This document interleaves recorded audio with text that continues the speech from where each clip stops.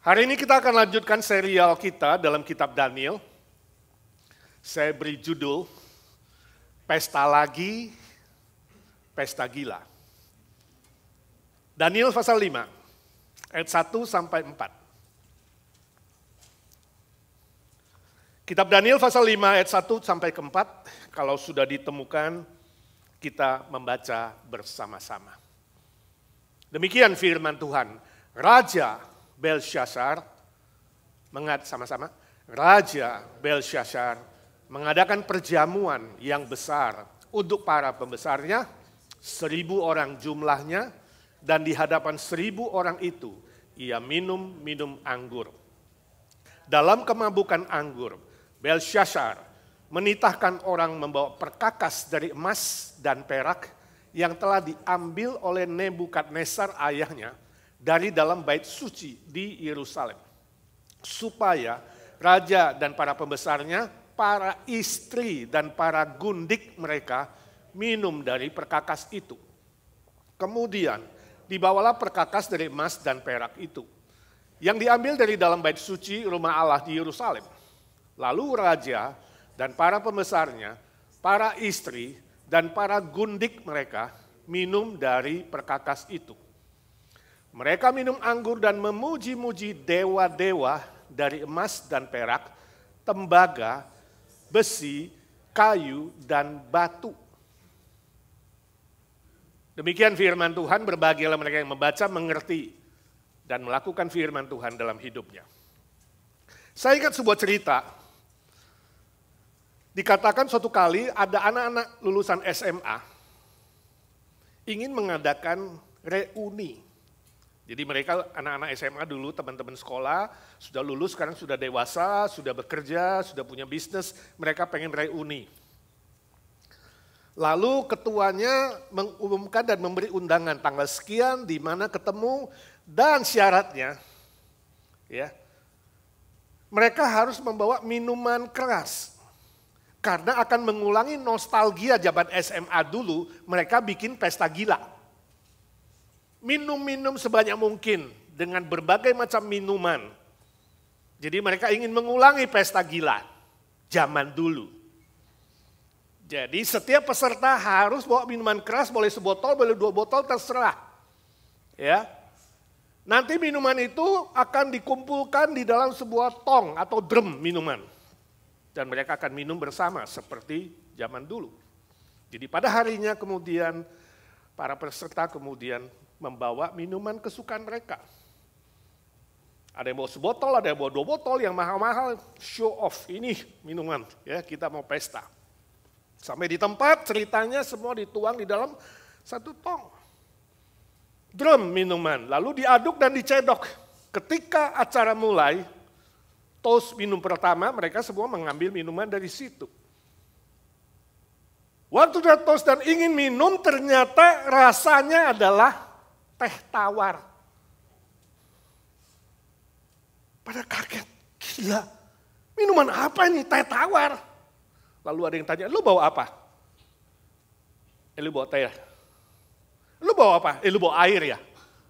Jadi rupanya para peserta berpikir, kalau gua bawa air minum biasa aja, air atau teh, walaupun diisi di botol yang terkenal, ya minumannya mau Johnny Walker, mau whisky, mau apa yang mahal-mahal, Exo dan lain-lain. Tapi dalamnya teh, gak ada yang tahu. Nanti setelah dicampur, diaduk karena lebih 100 orang, gak ketahuan. Ternyata semua alumni itu otaknya sama.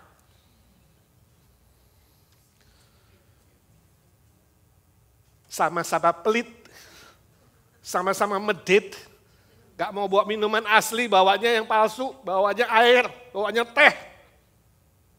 Sehingga pesta itu, pesta yang tawar. Dan ketua alumni itu mengatakan, ini benar-benar pesta yang gila. Masa pesta kita minum teh tawar?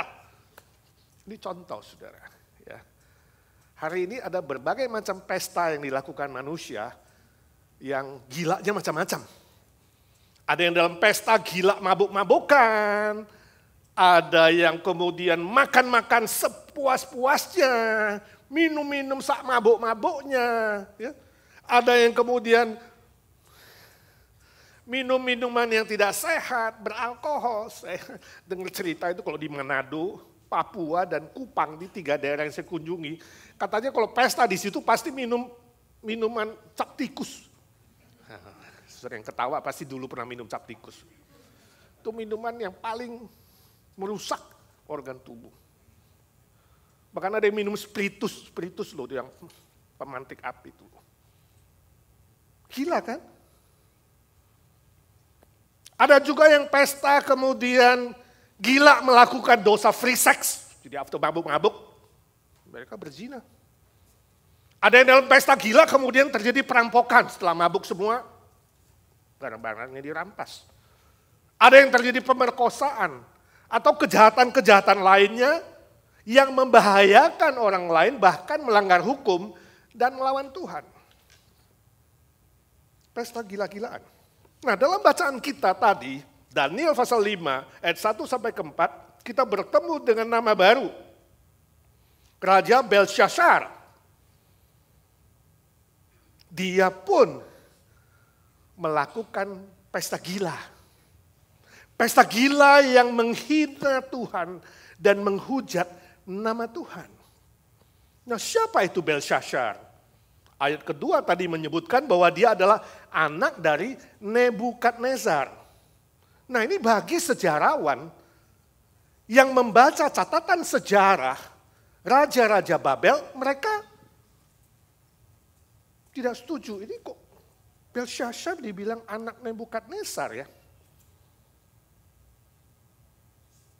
Jangan-jangan Daniel ini salah nulis ini. Sebab dalam catatan sejarah Belshazzar bukan anak Nebukadnezar. Kenapa dia panggil Nebukadnezar bapak di sini? Daniel tulis ayahnya atau bapaknya. Nah, Nebukadnezar hanya punya anak perempuan. Namanya Nitokris. Nitokris ini menikah dengan seorang yang bernama Nabonidus. Jadi Nabonidus itu adalah menantunya Nebukadnezar. Setelah Nebukadnezar turun tahta, maka menantunya yang menggantikan Nebukadnezar. Memerintah. Nah, anak dari Nabonidus dan Nitokris ini namanya Belshazzar. Jadi Belshazzar ini sebenarnya cucunya. Cucu laki pertama dari Nebukadnezar. Nah, kenapa dia disebut raja di sini dan Daniel menulis bapak? Ketika Nabonidus di akhir pemerintahannya kira-kira 10 tahunan, dia gak mau jadi raja. Dia pengen berziarah ke tanah Arab. Namanya daerah itu adalah Teima. Dia tinggalkan tahtanya, walaupun gelarnya masih raja. Sebab apa? Sebab dia sangat tertarik dengan dewa yang disembah oleh orang Arab, namanya dewa Sin. S-I-N, Sin seperti dosa, atau disebut dewa bulan. Dia tidak suka dengan dewa Marduk yang disembah oleh orang Babel. Yang terlalu banyak menuntut dia harus bikin ini, bikin dia pusing. Nggak mau, saya mau tinggalin aja. Jadi dia pergi ke tanah Arab. Nah, tahta kerajaan khususnya dalam pelaksanaan kerajaan Babel dengan segala hubungan luar negeri dan dalam negeri diserahkan kepada Belshazzar. Jadi Belshazzar memerintah sebagai eksekutif kerajaan Babel. Orang pertama waktu itu setelah Nebukadnezar turun adalah Nabonidus, kemudian Belshazzar disebut dengan orang kedua. Karena dia adalah raja pelaksana. Sedangkan Nabonidus itu adalah nama, karena dia belum mati, jadi dia jabatan raja orang pertama. Tapi seluruh pelaksanaan dilakukan oleh Belshazzar. Nah, pertanyaannya, Daniel menulis seolah-olah salah. Bapaknya Belshazzar dibilang Nebukadnezar. Apakah Daniel gak tahu? Sehingga Daniel menulis itu. Apakah Daniel keliru? Oh jelas tidak, saudara. Daniel adalah orang yang paling berhikmat. Dia menulis Alkitab dengan begitu teliti.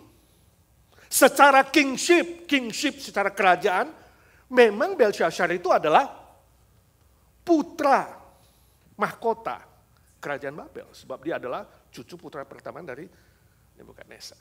Jadi gak salah menyebut dia adalah anak dari Nebukadnezar. Anak kerajaan, bukan biologis. Bukan anak secara biologis. Dan ini gak keliru. Lalu secara panggilan, menyebut Nebukadnezar, Raja Babel yang sangat terkenal itu, yang paling terkenal adalah Bapak kehormatan, Bapak negara.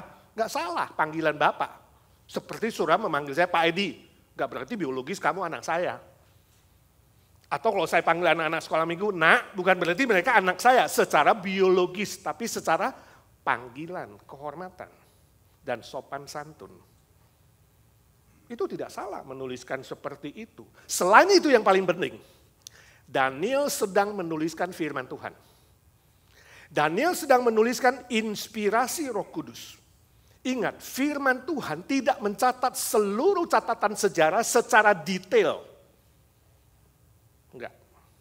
Catatan sejarah yang dicatat dalam Alkitab itu hanya catatan sejarah yang berhubungan dengan garis keselamatan yang direncanakan Tuhan mulai dari perjanjian lama sampai perjanjian baru. Cukup jelas? Jadi hal-hal sejarah yang tidak ada kaitan dengan sejarah keselamatan ini enggak penting dalam Alkitab. Enggak perlu dicatat. Dengan kata lain, dalam konteks inspirasi Roh Kudus, dalam konteks garis keselamatan, Nabonidus, bapaknya Belshazzar, tidak penting. Namanya tidak perlu dicatat di sini. Tapi Belshazzar itu jauh lebih penting karena ada hubungannya dengan Nebukadnezar. Ada hubungannya dengan garis keselamatan di mana Tuhan akan menurunkan Mesiasnya. Saudara nangkep? Nah, saudara kadang-kadang saudara baca Alkitab, ada hal-hal tertentu yang konflik, mengerti? Yang saudara gak mengerti, ini kok konflik ya? Kok Alkitab konflik ya sama pengetahuan, sama sains, sama sejarah kok kayaknya gak terlalu cocok ya, seperti ini contohnya. Lalu, manusia cenderung menyalahkan Alkitab. Ada sebagian manusia menyalahkan Daniel. Wah ini Daniel salah catat nih, kayaknya Alkitab salah, ini gak bisa dipercaya. Saudara, jangan cepat-cepat menghakimi Alkitab. Jangan cepat-cepat mengadili firman Tuhan yang 100% benar, walaupun kamu belum mengerti. Walaupun ada konflik dengan sains yang belum final, dengan catatan sejarah. Tetapi minta Roh Kudus memberimu pencerahan, memberimu pengertian, memberimu hati yang giat dan tekun untuk belajar, mendalami firman Tuhan. Dan saudara pasti akan menemukan jawaban yang benar bahwa Alkitab itu bisa dipercaya. Alkitab 100% firman Tuhan tanpa salah yang menjadi standar iman, moral, dan kehidupan kita sehari-hari. Barang siapa yang meragukan otoritas Alkitab, barang siapa yang menyalahkan kebenaran firman Tuhan, itu sama dengan menghina Tuhan yang maha benar dan maha kudus. Suatu kali ada anak SD, ya, di sekolahan, ya, ada seorang anak namanya Noni, dia orang Kristen, ke Sunday School, right? Gurunya ateis, gak percaya. Jadi dia tahu ini Noni orang Kristen, dia ingin mengerjainnya, ngeledek gitu ya. Lalu dia tanya, Noni, apakah kamu percaya bahwa Yunus itu di dalam Alkitab bilang Nabi Yunus dimakan ikan? Oh iya Bu Guru, saya yakin. Itu benar, itu cerita memang begitu. Firman Tuhan dan guru saya juga cerita. Noni, Ibu Guru kasih tahu ya, itu salah. Catatan Alkitab salah. Yang benar itu bukan Yunus dimakan ikan, tapi Yunus makan ikan. Nah, jadi kelebihan di situ ya. Itu yang logis, itu yang masuk akal. Yunus makan ikan, bukan dimakan ikan. Lalu Noni bilang, ya udah. Kalau ibu gak percaya sudah, nanti kalau di sorga saya ketemu Yunus, saya akan tanya langsung. Kata Noni, pokoknya aku percaya. Lalu Bu Gurunya mengatakan, bagaimana kalau Yunus tidak ada di sorga, tapi di neraka? Noni bilang, nah Ibu Guru yang tanya dia. Kalau di neraka, Bu Guru kesana tanya dia. Ini anak berhikmat betul ya. Kadang-kadang dunia itu mau mengejek, menghina kita. Ya, mengejek firman Tuhan seolah-olah udah kolot kuno, gak ada gunanya. No, saudara minta hikmat dari Roh Kudus, saudara bisa menjawab dengan tepat, dengan benar. Sebab kalau saudara mulai digoyahkan untuk tidak percaya sama Alkitab, meragukan otoritasnya, itu sama dengan menghina kedudukan firman Tuhan. Menghina kedudukan firman Tuhan, menghina firman Tuhan sama dengan menghina pribadi Tuhan yang berfirman. Ya, ini adalah sebuah penghinaan dari manusia kepada Allah yang Maha Kudus. Itu yang terjadi pada Belsyazar. Belsyazar yang suka pesta. Makanya dibilang pesta lagi. Mungkin tiap minggu dia pesta atau tiap bulan. Itu sebabnya dia mengundang 1.000 orang. Kata 1.000 di situ bukan berarti dihitung jumlahnya 1.000, bukan. Itu bukan hurufiah. 1.000 itu bahasa simbolik. Artinya apa? Sangat banyak. Saya nggak tahu berapa banyak. Mungkin ribu-ribu. Seperti kalau bahasa Indonesia bilang 1.001 malam. Ya. Atau 1.000 macam alasan. Kalau saudara dibilang 1.000 macam alasan, benar-benar 1.000 enggak? Artinya banyak sekali, kamu itu banyak alasan, tahu nggak? 1.000 macam. Itu bahasa simbolik. Ini menyatakan bahwa Belsyazar suka pesta. Pesta lagi. Mengundang pembesar, mengundang bawahan, mengundang tamu. Bahkan pesta lagi dia sekarang menjadi apa? Pesta gila. Mengundang para istri, ditulis dalam bahasa jamak. Para gundik, perempuan jamak. Gundik gak? Tahu gak saudara? Yang laki tahu gundik gak? Itu diajak ke pesta. Saya gak bayangin ini pasti pesta gila nih. Ya, pembesar-pembesar, bawa perempuan-perempuan yang banyak. Ini jangan-jangan pesta gila ini, pesta nafsu kedagingan. Dengan mabok-mabok, makan-makan. Gila betul ini. Ya. Nah, ayat kedua mengatakan, itu ada istilah, dalam kemabukan, itu terjemahan yang lebih tepat sebenarnya, sementara dia minum-minum, itu terjemahan yang lebih tepat. Jadi Belsyazar itu sadar, masih sadar, mungkin setengah mabuk. Sementara minum-minum, Belsyazar sadar dan sengaja menyuruh orang mengambil perkakas bait suci yang dibawa oleh kakeknya dari Yerusalem. Yang terbuat dari emas, perak. Perkakas yang dipakai di bait suci untuk ibadah dan pelayanan kepada Allah yang Maha Suci. Bawa ke sini. Wah, gila kan? Supaya dipakai, ya. Dipakai untuk minum-minum dan mabuk-mabuk bersama dengan seluruh tamunya dan para istri dan para gundik. Sungguh-sungguh menajiskan. Sampai Bibi Noah kaget. Dia mengatakan, ini terlalu najis, gue gak mau ada di sini.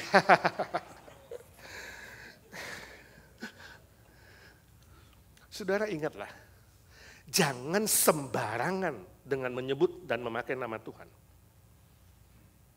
Itu bahkan di 10 hukum, satu hukum khusus menjelaskan itu. Jangan main-main dengan nama Tuhan yang Maha Kudus. Jangan juga sembarangan dengan perkakas rumah Tuhan. Jangan sembarangan. Perkakas yang sudah dikhususkan, dipisahkan, ya, sanctified untuk beribadah kepada Tuhan dan untuk melayani Tuhan. Nah, dalam konteks gereja hari ini, saudara, itu semuanya saya sering bilang, jangan main-main dalam pelayanan ini.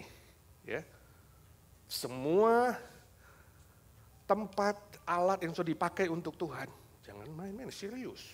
Ya. Altar, panggung, tempat kita menyembah Tuhan, mengajak saudara menyembah Tuhan.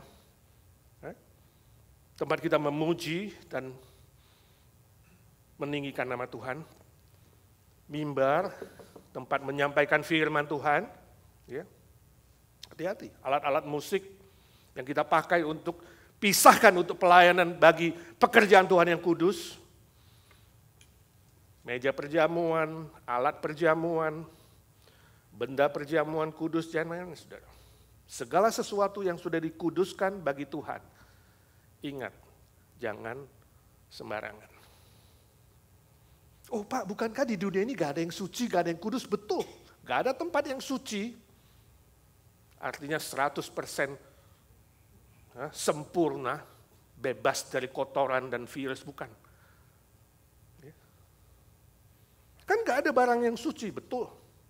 Tapi suci di sini adalah yang dikhususkan, yang dipisahkan, yang dikuduskan untuk pekerjaan Tuhan, memuji meninggikan Allah yang Maha Kudus, dan melayani pekerjaannya yang kudus.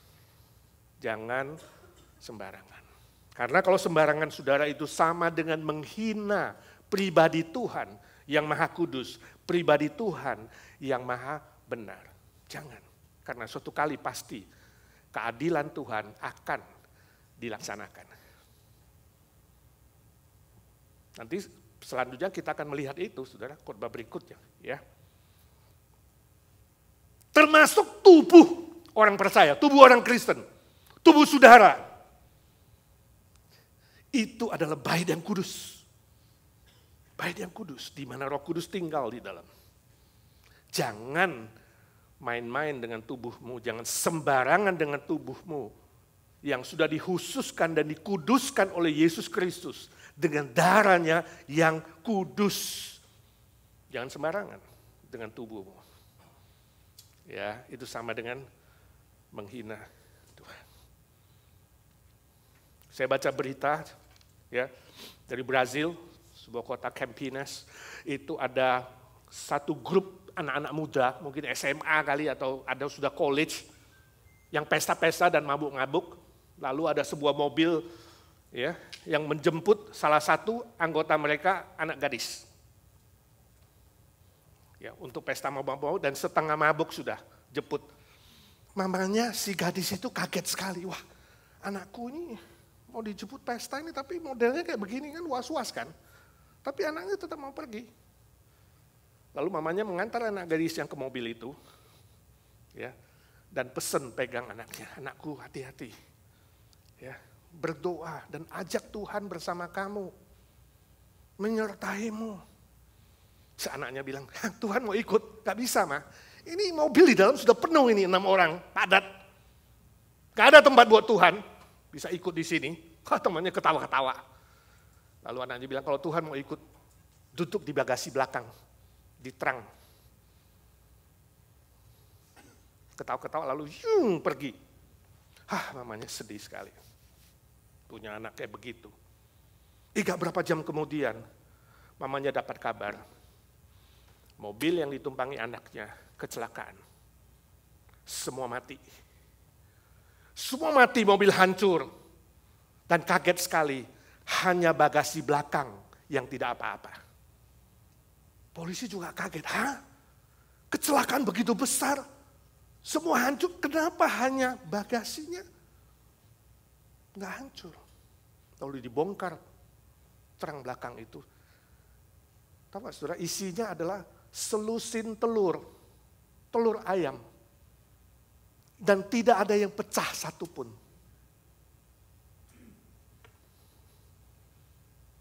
Tuhan akan menunjukkan kuasanya dan keadilannya. Jangan coba-coba sembarangan dengan nama Tuhan, mempermainkan nama Tuhan. Ya. Mempermainkan tubuhmu yang adalah bait suci. Tuhan akan menunjukkan keadilannya dan kuasanya.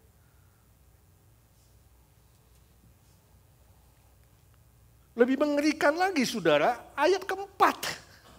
Ayat keempat itu Belsasar lebih najis lagi, melakukan yang lebih najis lagi.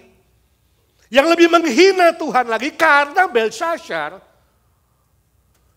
Ketika dengan tamu-tamunya dan para istri dan gundiknya minum-minum itu dengan perkakas suci dari rumah Tuhan yang dibawa dari Yerusalem itu, mereka menyembah dan meninggikan dewa-dewa mereka.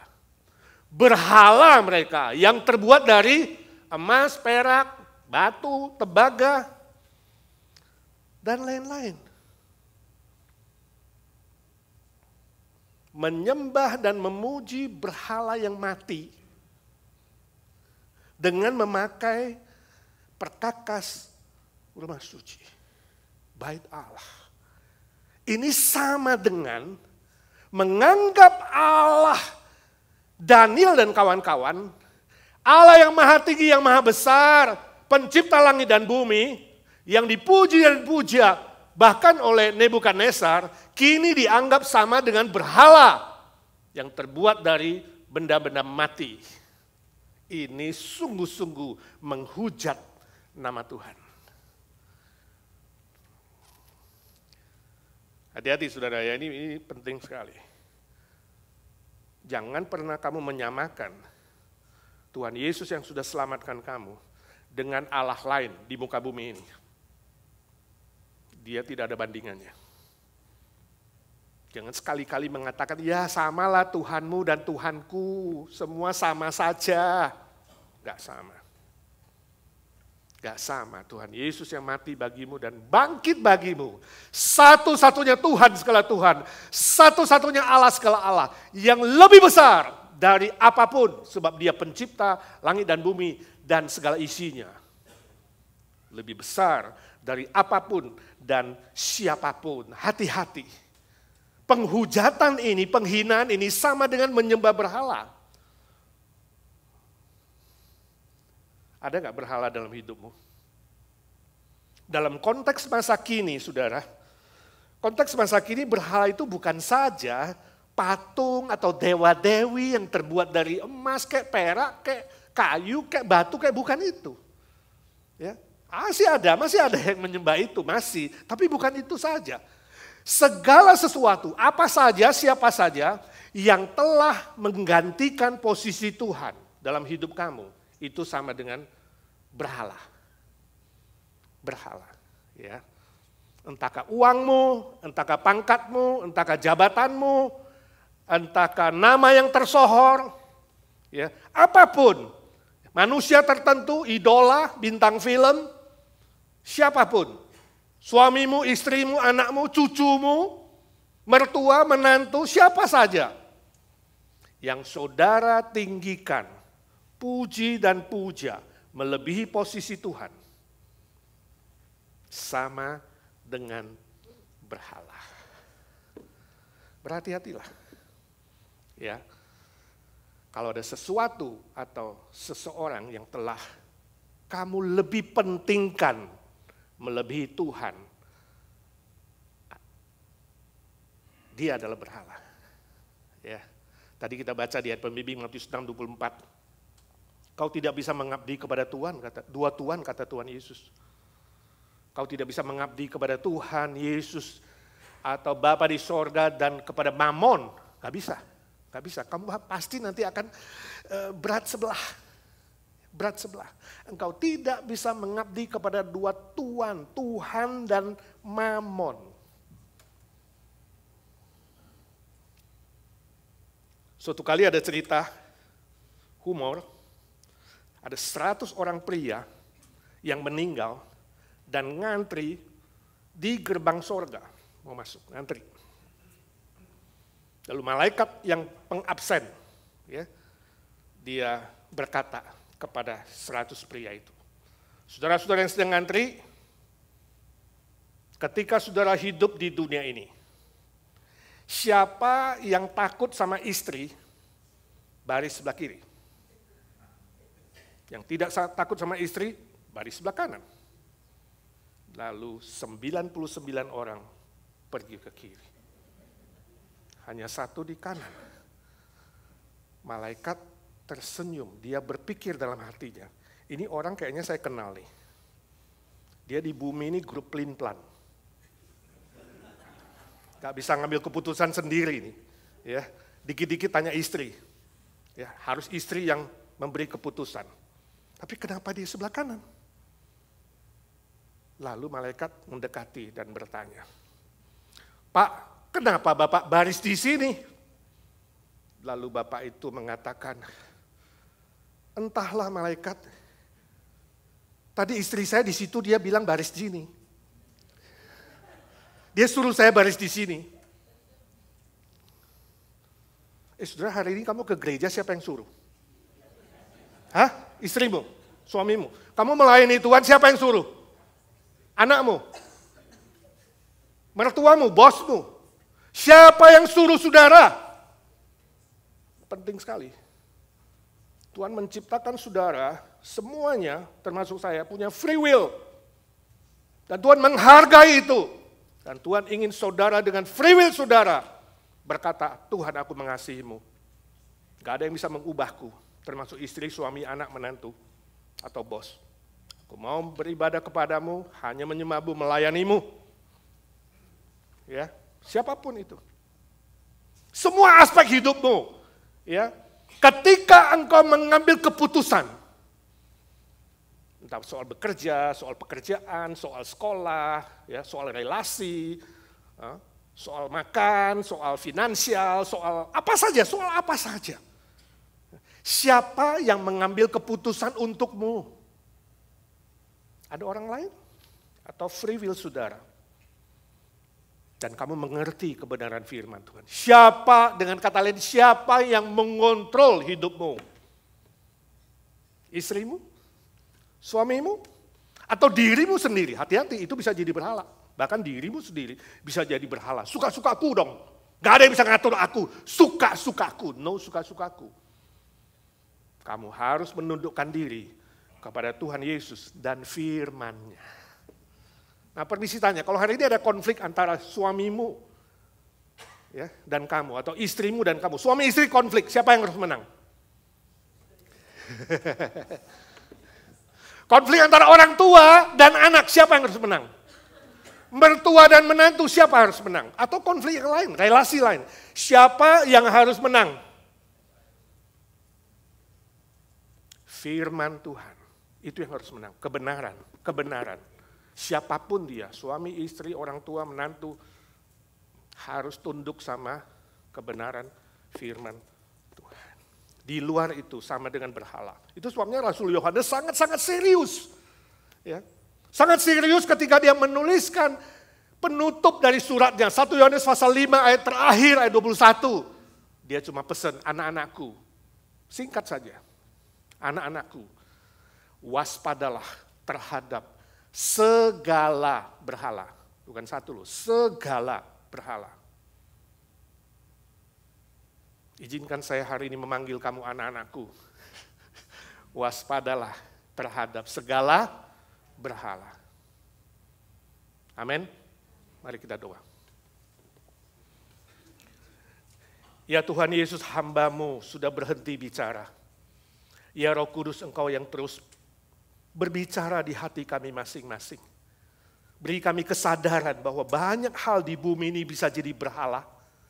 Ketika kami mulai mengambil keputusan sesuai dengan keinginan kami, kedagingan kami, kegengsian kami, kehormatan kami, dan apapun yang kami, saya, Tuhan ampuni.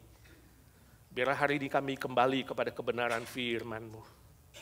Ajar kami seumur hidup ini meninggikan nama Tuhan. Sebab Kau satu-satunya Tuhan, segala Tuhan, Allah segala Allah, yang lebih dulu mengasihi kami. Ya Tuhan, tolong kami semua sungguh-sungguh mengasihi Tuhan. Dengan segenap hati, segenap jiwa, segenap pikiran, segenap kekuatan. Sebab Engkaulah yang terutama dalam hidup ini Tuhan. Tolong kami bukan hanya menyanyi, meninggikan lewat mulut kami, tapi kami mempraktekkannya dalam hidup kami masing-masing. Yang terutama di dalam hidup ini, meninggikan nama Yesus. Yang terutama di dalam hidup ini, memuliakan namanya. Haleluya, haleluya, saya mau cinta Yesus. Haleluya, haleluya, saya mau cinta Yesus. Dalam nama Tuhan Yesus Kristus, Tuhan segala Tuhan, Allah segala Allah, kami berdoa dan memohon berkat Tuhan. Amin.